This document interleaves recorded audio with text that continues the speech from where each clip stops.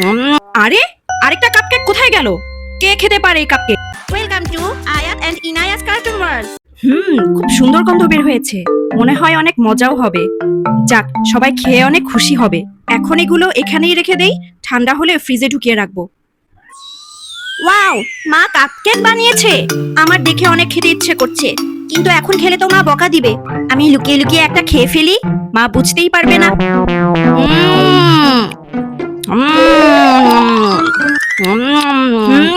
অনেক মজা, ইয়াম্মি। আরে আরেকটা কাপকেক কোথায় গেল? কে খেতে পারে এই কাপকেক? আমার মনে হয় আয়াত খেয়েছে। যাই, আয়াতকে গিয়ে জিজ্ঞেস করি। আয়াত, তুমি কি একটা কাপকেক খেয়েছো? না মা, আমি খাইনি। সত্যি করে বলো আয়াত, 6টা কাপকেক ছিল, এর মধ্যে একটা গায়েব। মা, আমি সত্যি বলছি, আমি খাইনি। তুমি খাওনি? তাহলে ওটা কে খেয়েছে? মা, আমার মনে হয় এটা পাশের বাসার যে বিড়াল আছে না, ও বিড়াল খেয়েছে। খেয়েছে? ঠিক আছে, আমি দেখছি কি করা যায়। যাক বাবা, বেঁচে গেলাম।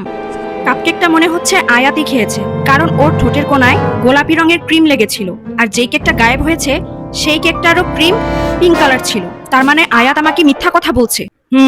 পেয়েছি একটা বুদ্ধি। মা, আজকে রান্নাটা অনেক মজা হয়েছে। ও তাই নাকি? জানো আয়াত, আজকে আমি তোমাকে একটা গল্প বলবো। এক গ্রামে এক রাখাল বালক ছিল। সে প্রতিদিন বিকালে তার গরু নিয়ে মাঠে যেত। একদিন রাখাল বালকের মাথায় দুষ্টু চিন্তা আসলো। সে গ্রামবাসীকে ভয় দেখানোর জন্য বাঘ এসেছে বলে চিৎকার করতে লাগলো। পুরো গ্রামবাসী লাঠিসোঁটা নিয়ে বাঘকে পিটানোর জন্য হাজির হলো, কিন্তু তারা কোনো বাঘ দেখতে পেল না। তখন রাখাল ছেলে হেসে বলল, আমি তোমাদেরকে ভয় দেখানোর জন্য মিথ্যা বলেছি। গ্রামের লোকেরা তখন রাগ করে ওখান থেকে চলে গেল। এরপর আরেক দিন রাখাল বালক ফের বাঘ বাঘ বলে চিৎকার করতে লাগলো।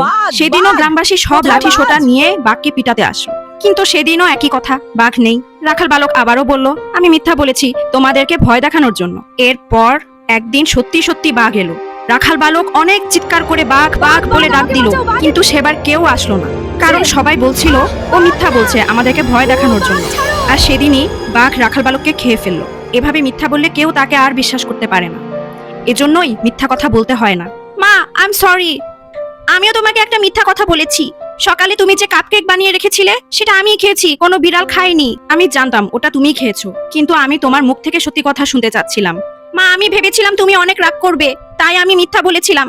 ধন্যবাদ মা আমাকে এভাবে বোঝানোর জন্য। আমাদের কার্টুন ভালো লাগলে লাইক দাও, আর এরকম আরো মজার মজার ভিডিও দেখতে আমাদের চ্যানেলটি সাবস্ক্রাইব করে রাখো।